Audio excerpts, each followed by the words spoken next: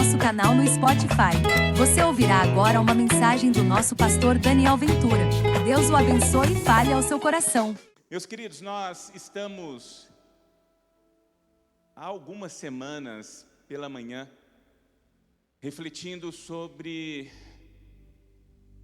uma vida extraordinária. E a nossa temática tem sido esta, que lá na primeira reflexão nos provocou a responder, dentre as expressões ordinário e extraordinário, o que escolheríamos? E de forma contundente, aqueles que aqui estavam responderam extraordinário. Porque nós entendemos que no ordinário está todo mundo, está a maioria das pessoas. O ordinário está a mediocridade, e não aqui de forma depreciativa, pejorativa, mas é o entendimento de que a média, onde todo mundo na sua média se encontra, e o convite é que então sejamos conduzidos a viver o extraordinário, o que está além. E nós temos entendido que o convite para vivermos uma vida extraordinária é o convite para que aprendamos um pouco mais de Deus, para que conheçamos um pouco mais sobre Deus, de modo que consigamos experimentar na nossa vida, no nosso cotidiano, na nossa rotina, o extraordinário do Senhor. E de forma intencional, não escolhemos aquilo que denominamos lá no nosso primeiro encontro, o pelotão de primeira linha dos homens e mulheres de Deus. Nós descemos um degrau e chamamos a turma do segundo esquadrão, do segundo pelotão. Pessoas que talvez sejam muito mais semelhantes a nós, porque eu acredito que seríamos tentados em algum momento dizer, não, espera aí, Paulo, Abraão, Isaac, Jacó, Davi, está muito distante de mim. E aí nós intencionalmente trouxemos essa turma do segundo escalão para mostrar que nós podemos, à semelhança desse tipo de gente como a gente, experimentar do extraordinário de Deus, porque eles experimentaram. Apesar da sua finitude, da sua pequenez e por vezes da sua insignificância dentro daquilo que temos dentro do cano, como o hall dos grandes homens e mulheres de Deus, lá não estão, mas a despeito disso experimentam do cuidado, da provisão e daquilo que nós estamos chamando de uma vida abundante, plena, extraordinária. E hoje eu queria falar de uma mulher. E talvez dentre todos os personagens que aqui temos trazido, ela seja aquela que se aproxima ainda mais do nosso cotidiano, da nossa realidade, para provar que, a despeito da sua ou da nossa pequenez social, nós podemos sim experimentar de coisas extraordinárias de Deus. E eu queria falar um pouco sobre uma mulher chamada Dorcas. E para tanto eu quero convidar você a acessar a sua Bíblia no livro dos Atos dos Apóstolos, no capítulo de número 9. Atos dos Apóstolos, no capítulo de número 9, eu lerei a partir do verso 36, na Nova Versão Internacional. O texto será projetado para que você possa acompanhar, especialmente você que está conosco, que não possui aí um exemplar das Escrituras.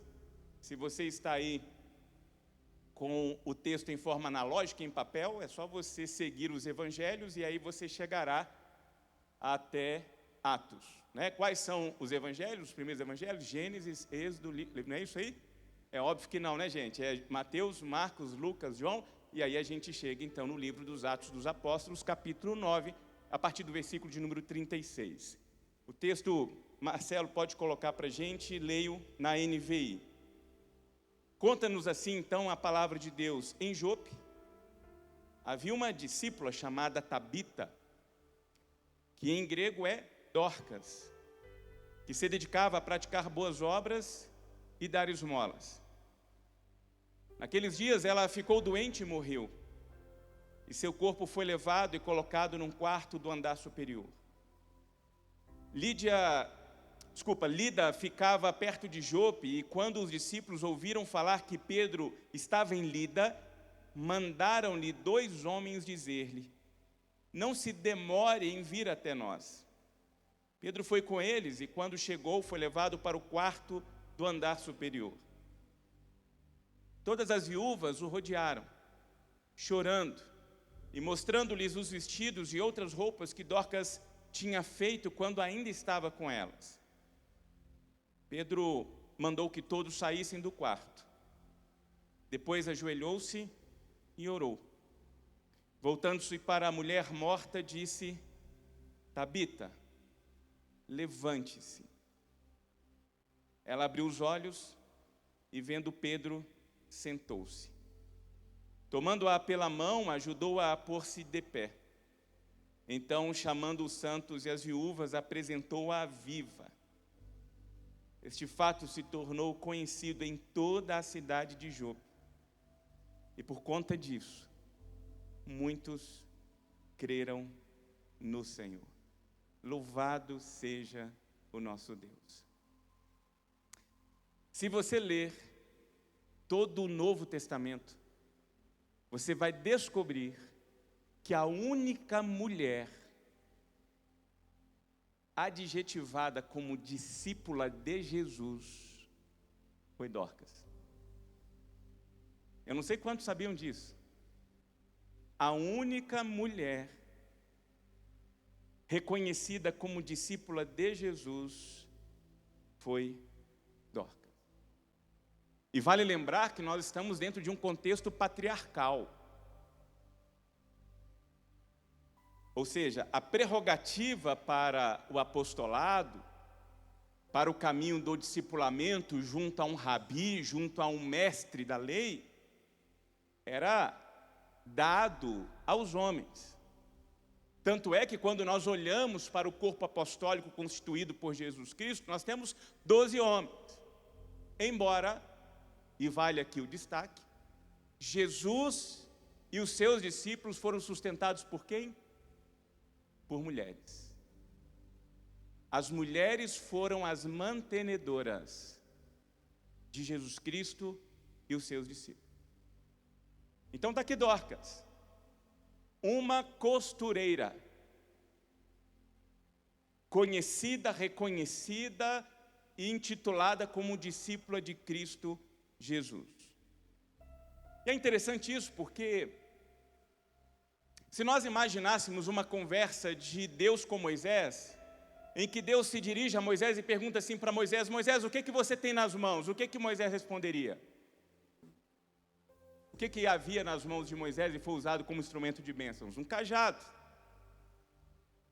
Se Deus, então, em outro momento, se encontrasse com um garotinho entre a multidão e perguntasse para aquele garotinho: garoto, o que você tem nas mãos? Ele responderia: o quê? Eu tenho 5 pães e 2 peixes. Se ele olhasse para um garoto franzino, que ninguém dava nada por ele, chamado Davi, e perguntasse para ele: Davi, o que você tem nas mãos? O que ele diria? Olha, eu tenho uma funda e 5 pedras. E se Deus olhasse para Dorcas e perguntasse para Dorcas: Dorcas, o que você tem na mão? O que ela diria? Senhor, eu tenho linha e costura. Ó, linha e agulha. O que eu faço é costura. E o que Deus diria para Dorcas? É suficiente, minha filha. Preste atenção nisso. Senhor, eu tenho linha e agulha. Não importa, Dorcas, isso nas minhas mãos é um instrumento de bênção na vida e na história de outras pessoas. Tanto é que Dorcas faz diferença na sua comunidade, sobre a vida e sobre a história das pessoas, costurando. Ela fazia parte de um movimento solidário, generoso, social, sobretudo direcionado às viúvas. A gente já sabe disso. A mulher, ela não tem nem sequer o mérito da contabilidade. Quando é feito um censo, você computa os homens e depois você joga no bojo as mulheres, as crianças e os animais. E as mulheres, por conta disso, dependiam da mão de obra, da força masculina.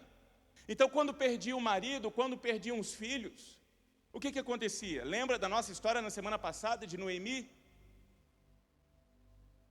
Nós temos uma mulher que perde o marido, nós temos uma mulher que perde os filhos e que fica à mercê de uma legislação que dava a ela o direito de ir aos campos colher as espigas ou os grãos que estavam nos beirais, ou então caídos ao chão, para então conseguir sobreviver. E nessa soma de ações solidárias e de generosidade está lá Dorcas, abençoando as viúvas, costurando em favor delas. Só que a história diz que Dorcas morre. E ela morre exatamente no momento em que os Atos dos Apóstolos estão em evidência. Todo mundo está vendo que está acontecendo alguma coisa. E pouco antes, Pedro havia curado um paralítico em Jerusalém com uma célebre frase onde ele diz: olha, meu filho, não tenho nem ouro nem prata, mas aquilo que nós temos nós te damos, levanta e anda. Era o poder do Espírito Santo de Deus repousando em suas vidas e permitindo que por intermédio deles milagres fossem feitos como sinais do ato contínuo do ministério do Senhor Jesus na vida e na instrumentalidade deles. E quando essas mulheres souberam que Pedro estava próximo, não pensaram duas vezes: vamos chamar esses apóstolos para que eles estejam aqui, de alguma forma possam agraciar Dorcas com o cuidado dos céus, com a manifestação miraculosa do Senhor, permitindo que ela volte à vida. Talvez aqui já valha uma simples reflexão. Se você morresse agora, quem, dentre aqueles que convivem com você, desejaria ardentemente a sua ressurreição? E não vale pai, não vale mãe, não vale cônjuge, não vale filho. Supere o seu ambiente familiar e responda: quem dentre aqueles que convivem com você, caso você morresse hoje e fosse dada a oportunidade de se encontrar com Pedro e dizer: Pedro, ressuscita, quem procuraria Pedro e clamaria pela sua ressurreição? O que os seus colegas de trabalho diriam? Ufa, foi. Descansou e nós também. As viúvas que conviviam com Dorcas sabiam do valor e da importância daquela mulher que socialmente estava escanteada já por conta da sua identidade enquanto mulher, e que ali, num ato solidário de compaixão, de generosidade, dedicava parte do seu tempo a costurar sem ganho algum, simplesmente para se tornar um instrumento de Deus na vida e na história de outras pessoas. E quando Pedro soube da história, conta-nos no capítulo 9, verso 42, que ele vai lá, ele ressuscita. Ela é ressuscitada pela manifestação do poder de Deus por intermédio da oração de Pedro. E no momento em que ela é ressuscitada, o texto que nós lemos termina dizendo: e todos creram em Deus. Todos creram no Senhor. Então preste atenção nisso. As pessoas não passaram a crer em Pedro, as pessoas passaram a crer no Senhor. As pessoas que são usadas por Deus, que caminham debaixo da graça de Deus, essas pessoas não chamam a atenção para si. Cuidado com esses evangelhos antropocêntricos, propagados em cima da figura de um homem, de uma mulher que se auto-intitula Deus na face da terra, falando e maculando por meio das suas falas rasas, diabólicas, o evangelho do Senhor Jesus. Esses dias chegou em minha mão um vídeo que a gente ri para não chorar, de um filho de Deus que teve a ousadia de usar, a partir da auto-intitulação como bispo, apóstolo, seja lá o que for, corretor dos céus. Você acredita, Paulo? O Filho de Deus está vendendo terreno nos céus.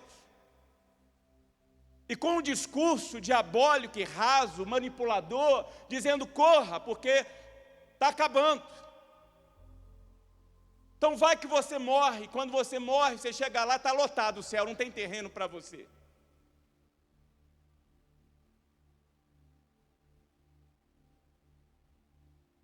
As pessoas que caminham debaixo da graça, usados pela graça, essas pessoas se diminuem porque quem precisa crescer é Ele, não nós. Essas pessoas são instrumentos que apontam e sinalizam o Senhor Jesus, porque quem aparece não são elas, mas o Senhor Jesus.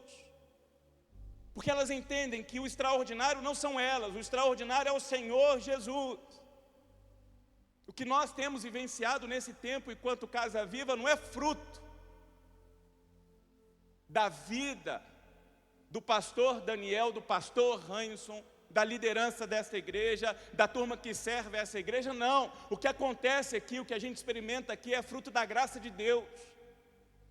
Somos homens e mulheres conscientes da nossa limitação, da nossa fraqueza, da nossa pecaminosidade, e a partir da nossa fraqueza, a gente contempla o poder de Deus se aperfeiçoando em nós e realizando entre nós coisas extraordinárias. E quantas têm sido as coisas extraordinárias que Deus tem feito aqui? Está aqui Diego, com alegria, testemunhando nesta manhã o extraordinário de Deus na sua vida e na vida da sua mãe. Situações e circunstâncias, Diego se lembra, porque a gente estava lá conversando no hospital, aos olhos dos homens impossível, irreversível. Mas aí o povo de Deus se reúne, o povo de Deus ora, o povo de Deus clama, o povo de Deus liga, o povo de Deus manda mensagem e diz para o Diego, Diego, você não está sozinho não, meu amigo, nós estamos juntos, nós somos famílias do Senhor Jesus. E nós vamos orar, nós vamos clamar, nós vamos pedir graça, nós vamos pedir misericórdia. Não foi isso que aquelas mulheres fizeram? Não foi isso que o Diego experimentou e está aqui diante de nós a prova viva e cabal da graça e do poder de Deus? E a glória dele, é para ele, por ele, todas as coisas, hoje, para todos sempre, amém. Por isso as palavras do Senhor Jesus em Mateus capítulo 5, verso 16, assim brilha a luz de vocês diante dos homens, para que vejam as suas boas obras, e no final de tudo, só possam fazer uma única coisa, glorifiquem ao Pai de vocês que está nos céus. E é isso que acontece no episódio de Dorcas. Depois da manifestação miraculosa do poder de Deus sobre a vida de Dorcas, indo lá no mundo dos mortos e retirando-a de lá e colocando-a em pé novamente, as pessoas não tiveram outra atitude senão se render, não aos pés de Dorcas, não aos pés de Pedro, mas diante do Senhor. E o que Dorcas ensina para nós, a partir deste episódio,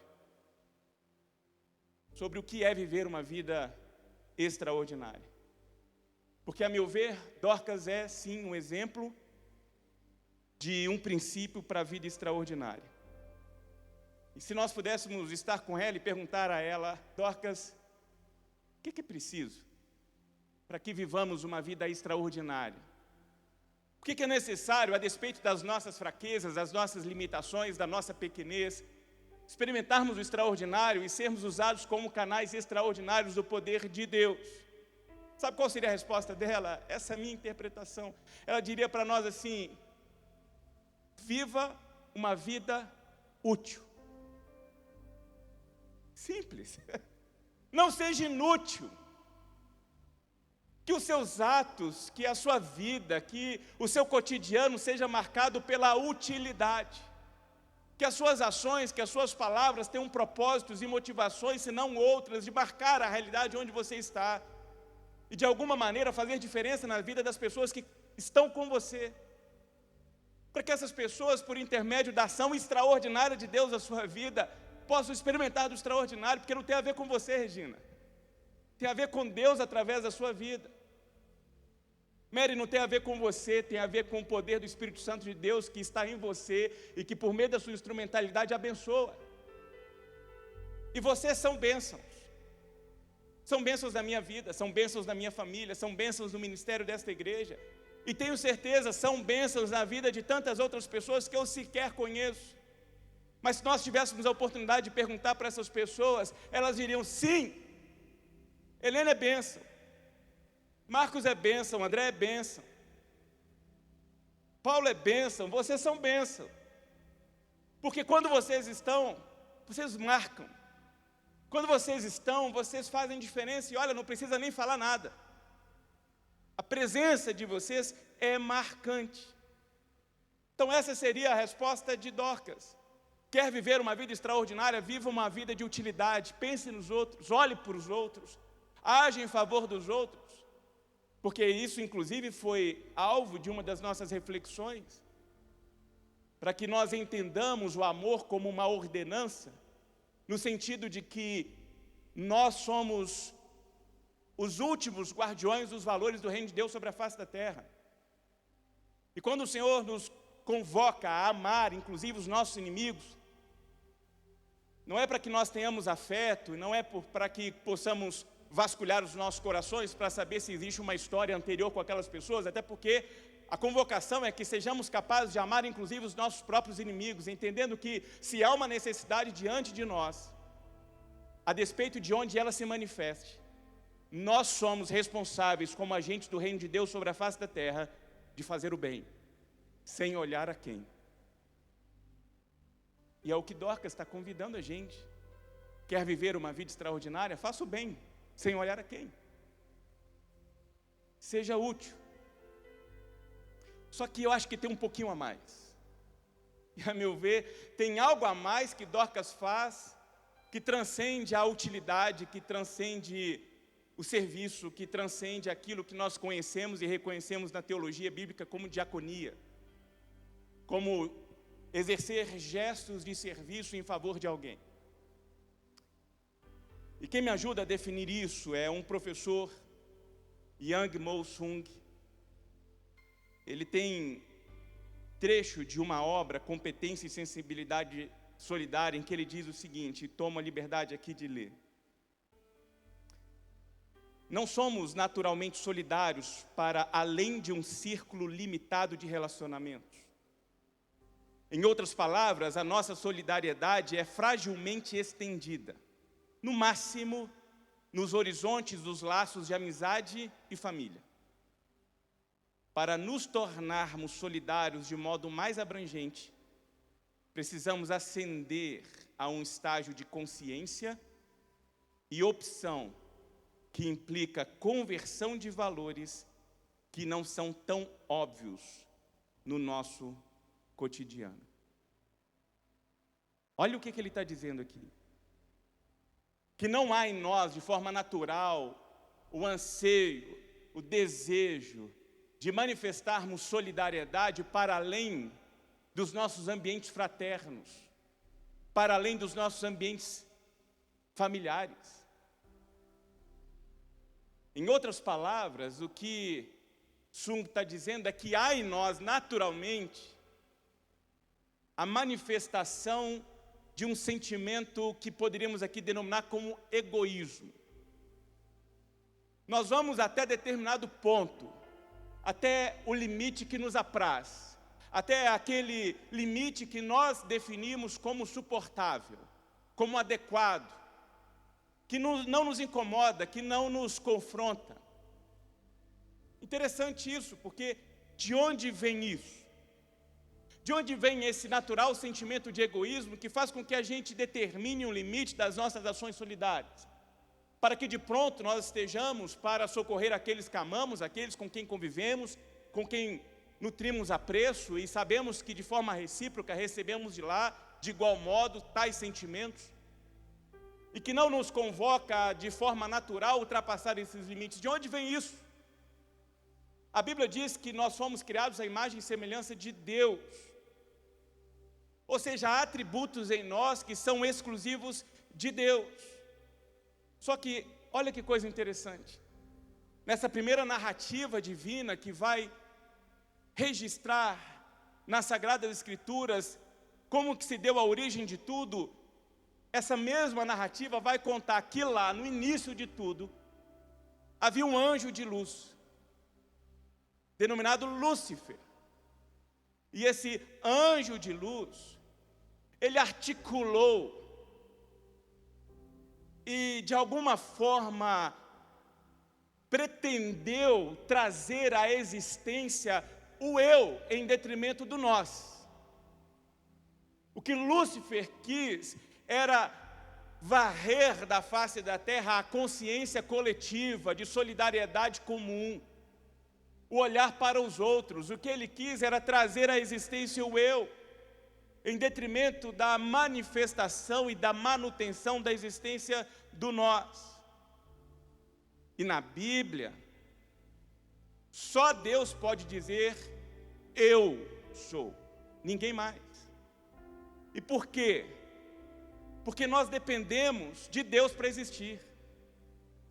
Nós dependemos do favor de Deus para virmos à existência e para nos mantermos vivos. Ou seja, sequer temos a competência de dizer, eu me basto, eu sou o suficiente. Você e eu vivemos do favor divino. Isso significa que se Deus tirar de sobre nós a doação do ser, nós seremos imediatamente lançados no mar do nada, da inexistência, porque não somos capazes. Então a gente precisa andar pela vida conscientes de que nós vivemos pela graça de Deus. E olha, deveríamos ter aprendido isso nos anos de 2020 e 2021. Quando nós descobrimos, a nossa geração foi marcada por uma pandemia que nos enclausurou e mostrou para nós que não tem dinheiro, não tem influência, não tem credencial, não tem nada que seja capaz de dar a você um minuto sequer de existência. Você, eu, nenhum de nós somos autoexistentes, somos autossuficientes. Nós deveríamos ter aprendido isso.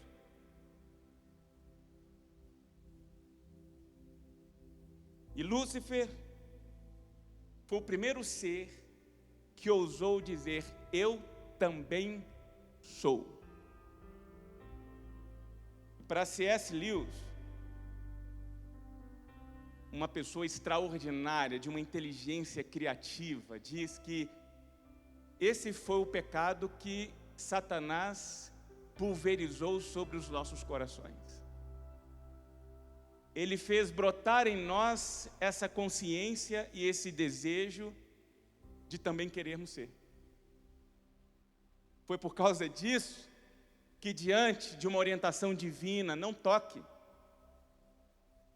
Vocês podem comer do que vocês quiserem, mas aquela árvore que está ali no meio do jardim, não toque, porque se vocês tocarem, vocês vão morrer. Perceba, não tem uma armadilha de Deus. Deus não camufla uma árvore e coloca ali como uma cilada espiritual sobre a vida da existência a partir de Adão e Eva. Não, ele diz claramente, se tocar vai morrer. E aí está lá, Lúcifer, em forma de serpente, dialogando com o casal, e aí coloca e sussurra em seus corações o desejo de ser. Não aceita isso. Vocês são mais do que isso que Deus tem para vocês. Vocês podem ser, vocês podem tomar o lugar de Deus. E o que é o primeiro pecado, ou o pecado original, que na verdade se desdobra em tudo mais que nós hoje conhecemos e denominamos como pecado? Se chama orgulho. Quando você vai inclusive para os 7 pecados capitais, esse é o pecado capital 01, mãe de todos. Essa sensação de autossuficiência que faz com que Eva tome do fruto e acredite que ao tomar do fruto ela vai ser capaz de viver sem Deus. E compartilha com Adão, e ele de igual modo toma o fruto acreditando que tomando do fruto será capaz de viver sem Deus. Preste atenção, não há vida sem Deus. Não há sobrevida. E o que não faltam hoje são mortos-vivos. Defuntos vivos andando por aí, pessoas que falam, pessoas que andam, pessoas que trabalham, pessoas que moram, pessoas que se ostentam, mas que por dentro estão mortos. Almas mortas. Como o Senhor Jesus vai dizer, são como sepulcros caiados lá de fora, uma perfumaria, uma estética espetacular, mas por dentro mortos. Gente que está acreditando que é capaz de encontrar a vida real, a vida cheia de sentido, cheia de plenitude, de significado, a vida extraordinária, longe de Deus não tem como. Deus é o autor da vida. E a gente precisa tomar cuidado com relação a isso. Conta-se que Santo Antão, um monge do 3º século, ele sai da cidade para o deserto com o propósito de trabalhar e buscar ali uma santidade maior diante de Deus. E conta a tradição cristã que dos 105 anos de Santo Antão, 80 ele viveu no deserto. E no dia em que ele decidiu sair da cidade para o deserto, o diabo foi com ele. E todos os dias, enquanto Santo Antão buscava a santidade, a presença de Deus, o melhoramento, o aperfeiçoamento, o amadurecimento de si diante da presença de Deus, estava lá Satanás tentando, até que um determinado momento da história, diz a tradição, que o diabo desistiu. Porque ele percebia que todos os dias, sem êxito, ele ia, tentava e voltava, tentava e voltava. E aí conta a tradição que no dia em que o diabo desistiu, abandonou o Santo Antão e deu as costas para ele, indo para um sentido contrário, Santo Antão se ajoelhou diante de Deus e disse assim: eu te dou graças, Senhor, porque agora eu sou um santo. Nessa hora, nessa exata hora, o diabo voltou para Santo Antão. Ele resistiu a todas as tentações, menos a tentação de se achar. E essa é uma tendência nossa, de nos achar. Gente que se acha, tem gente que nem se acha, tem gente que tem certeza.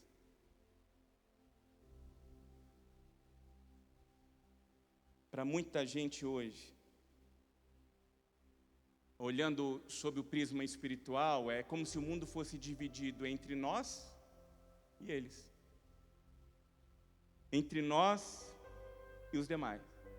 E eu conheço gente assim, que anda pela vida determinado no seu olhar que existem nós e existem os demais. E quando a gente começa a trafegar pela vida achando que existe nós e existe os demais, nós nos perdemos. E é isso que o Evangelho está dizendo para nós. Falta algo de Paulo em nós. Porque se você pudesse voltar um diálogo de Deus com Paulo e Paulo perguntasse assim, Deus perguntasse para Paulo assim: Paulo, quem que você considera aí, na sua realidade, o maior dos pecadores? Qual seria a resposta de Paulo? Hã? Não é isso que ele diz? Está lá em 1 Timóteo. Cristo Jesus veio ao mundo para salvar os pecadores, dos quais eu sou o pior. E se eu te perguntasse agora, na sua realidade, quem você considera o maior pecador? Não responda. Pense. Qual seria a sua resposta? Porque pode ser que alguns prontamente responderiam: ah, pastor, tenho vários, na minha casa 8, na minha escola 18, na prefeitura 118. Não, não é essa a ideia. A proposta aqui é que nós possamos lançar o olhar sobre nós mesmos e parar de nos considerarmos nós contra os demais. Nós somos idênticos aos demais. Nós somos semelhantes aos demais.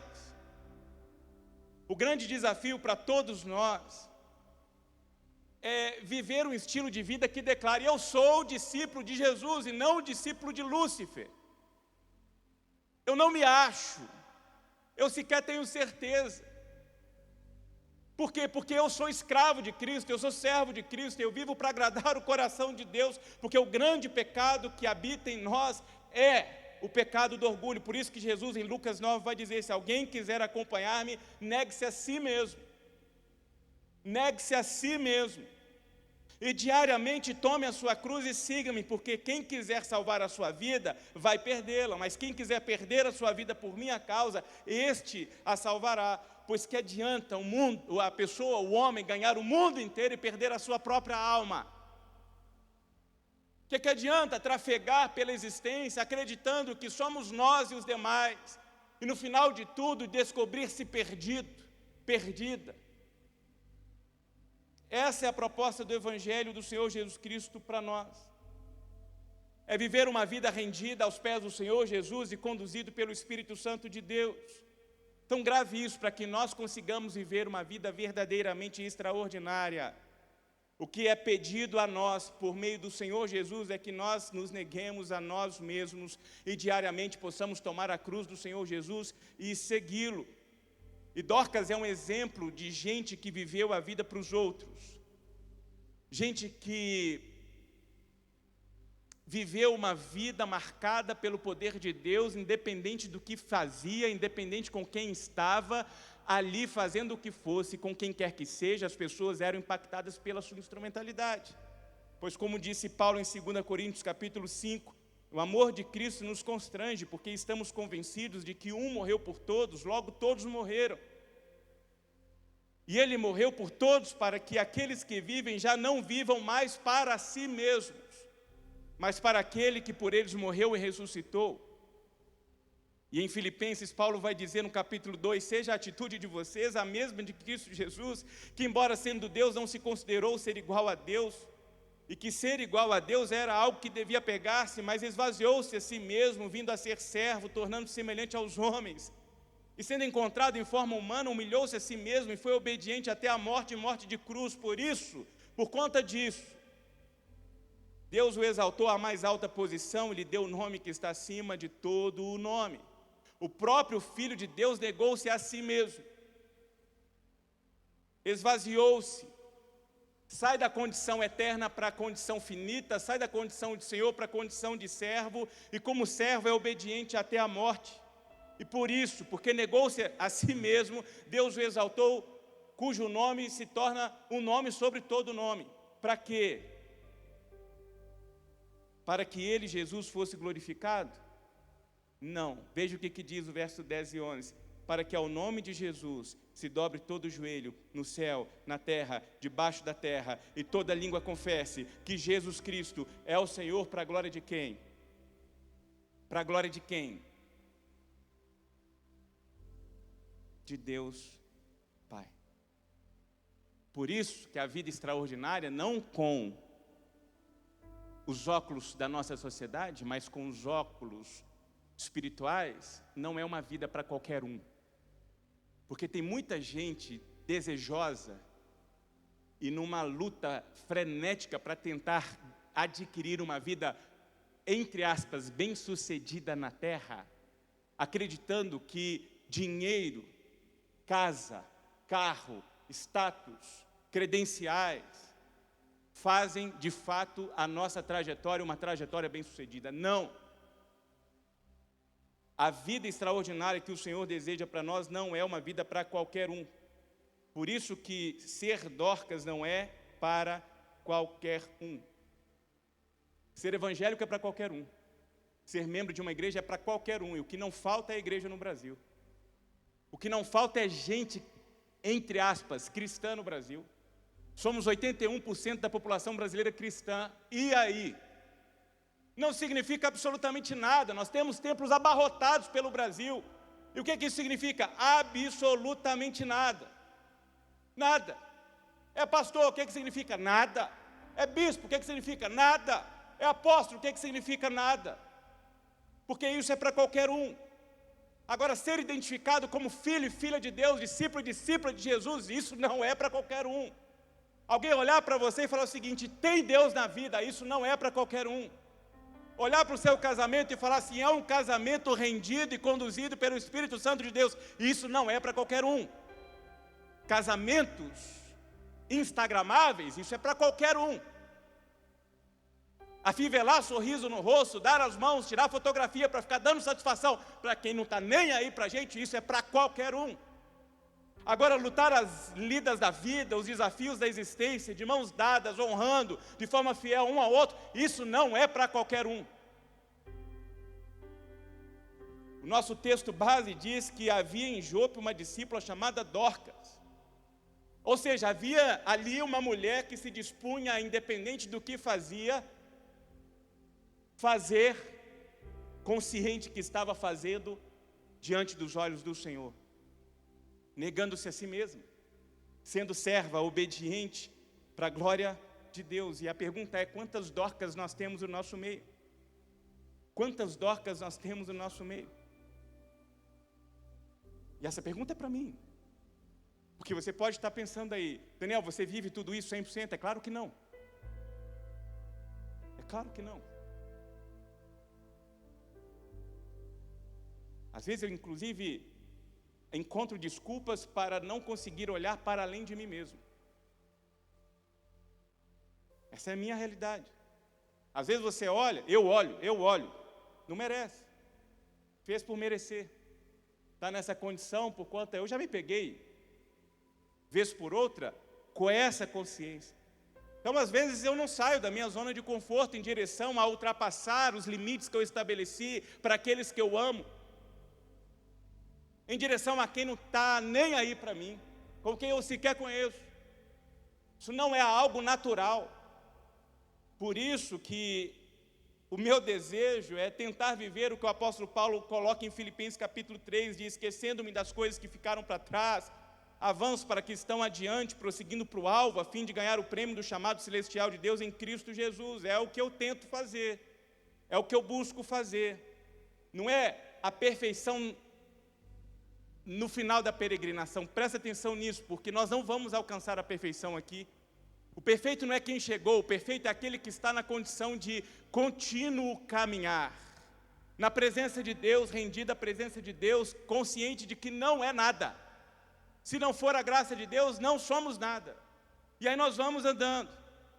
Então essa consciência de haver chegado, isso não nos alcança, porque nós não chegamos e não chegaremos nessa existência, mas é essa consciência de que nós estamos caminhando debaixo da misericórdia do Senhor Jesus. Para que nós não nos peguemos pensando entre nós e os demais, nós os melhores e demais os pecadores. Por isso, por favor, Deus, tem que ser a nossa oração. Não retire de mim a tua graça, porque se o Senhor tirar a sua graça de nós, nós vamos deixar de existir.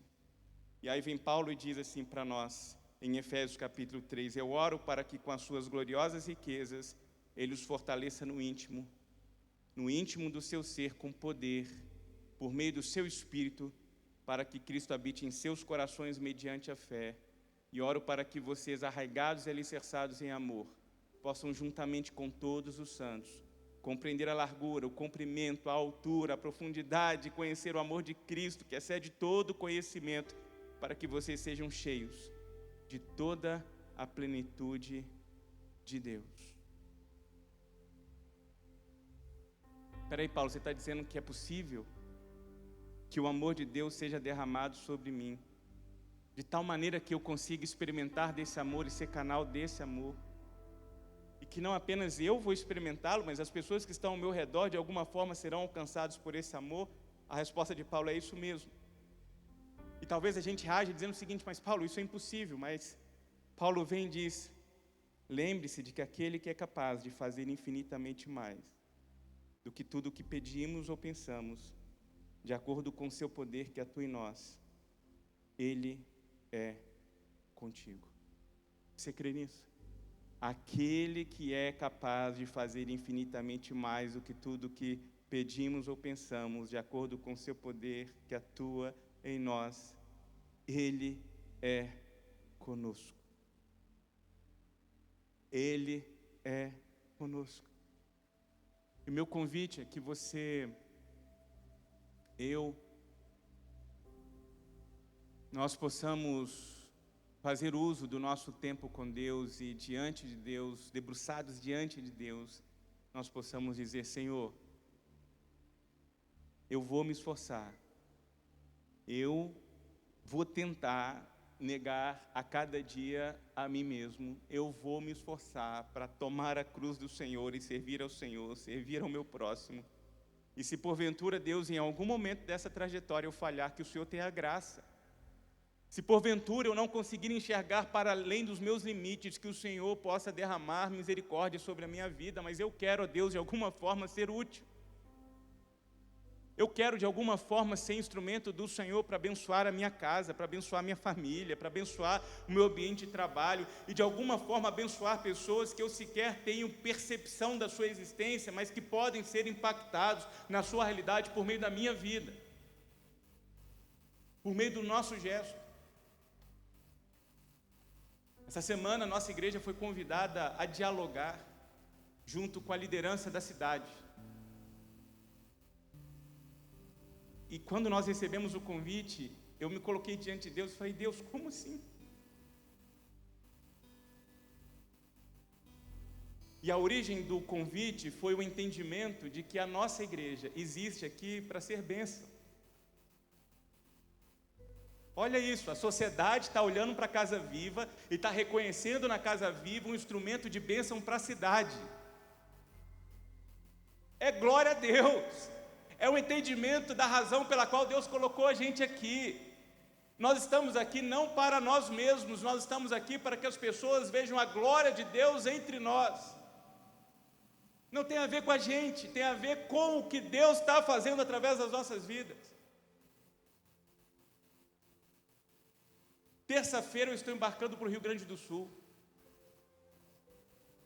Vou lá visitar o nosso povo, os nossos irmãos, pastores que labutam o ministério à semelhança que nós, eu e o pastor Rânio, aqui especificamente na Casa Viva Itaipava, fazemos. Pastores que perderam tudo. Eles sequer conseguem localizar onde que eles moravam, porque não tem nem mais referência geográfica. E sabe onde que esses homens, junto com as suas esposas, seus filhos estão agora?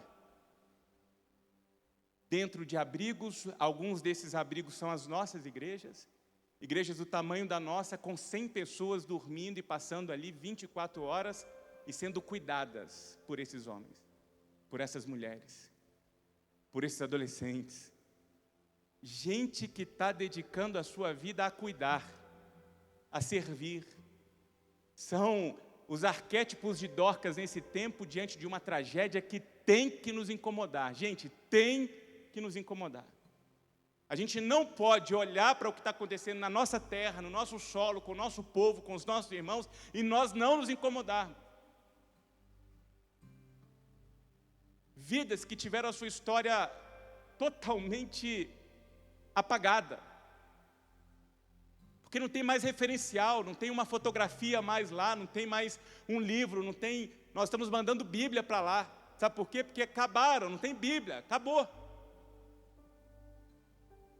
E por que nós vamos lá? Porque a gente quer ser isso aqui, a gente quer ultrapassar, e alguém diz, mas você não é do Rio Grande do Sul?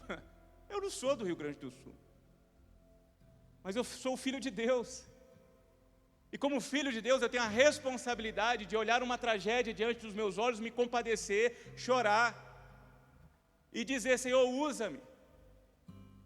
Como um farol na escuridão, usa-me. Como uma ponte para que as pessoas consigam percorrer e encontrar a graça, o cuidado, o favor do Senhor, usa-me. E eu não estou pedindo para que a gente aqui entre no ônibus e vá lá para o Rio Grande do Sul, não. Nós temos diversas formas de fazer diferença, começando nas nossas casas, olhando para as pessoas que estão conosco, convivendo conosco no dia a dia, levantando os nossos olhares para além de nós mesmos, enxergando o nosso ambiente de trabalho, na nossa rede de convívio, as pessoas que estão conosco, com sorrisos afivelados no rosto, mas com seus corações ensanguentados.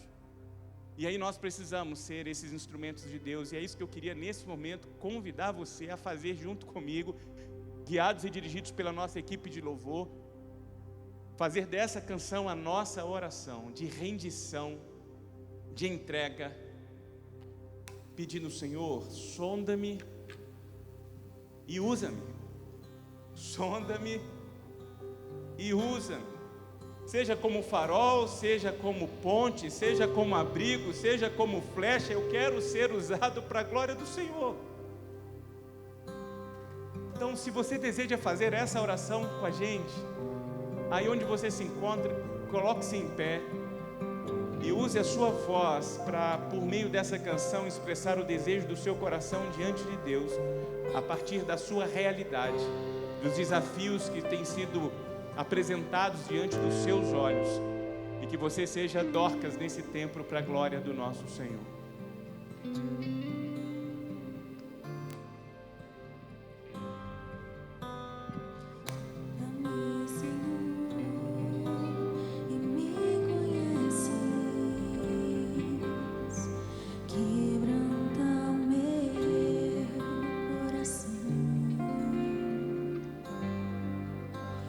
Transforma-me conforme a tua palavra e enche-me até que em mim se ache só ti. Então,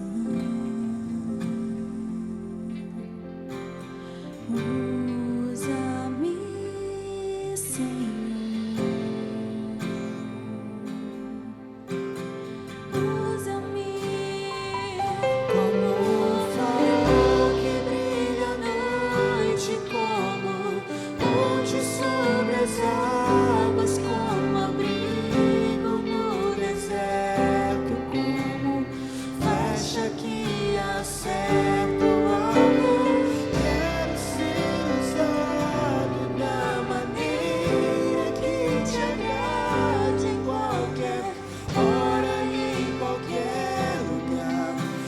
Aqui a minha vida, usa-me, Senhor.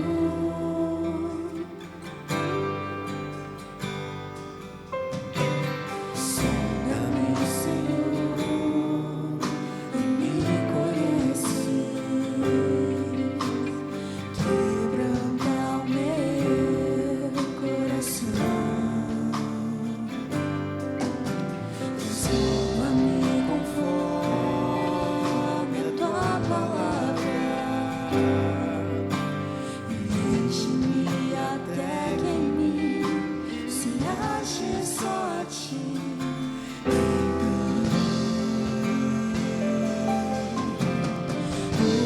Usa-me, Senhor. Usa-me como um farol que brilha à noite, como ponte sobre as águas, como abrigo no deserto, como flecha que acerta o alvo. Eu quero ser usado da maneira que te agrade, em qualquer hora e em qualquer lugar. Eis aqui a minha vida, usa-me, Senhor, usa-me, sonda-me, quebranta-me, transforma-me, enche-me e usa-me, sonda-me, quebranta-me, transforma-me, enche-me e usa-me. Deus, esse é o desejo do nosso coração. Sermos encontrados como servos do Senhor, agentes de justiça, pontes, abrigos, luzeiros do Senhor, para marcar vidas, realidades e histórias. Dá-nos, ó Deus, o discernimento do Teu Espírito Santo, para que possamos, conscientes de quem somos e quem o Senhor é, diminuirmos até que seja encontrado apenas a glória do Senhor diante de nós. E que o teu santo nome, ó Deus, possa alcançar vidas e ambientes para a glória do Senhor, em nome de Jesus.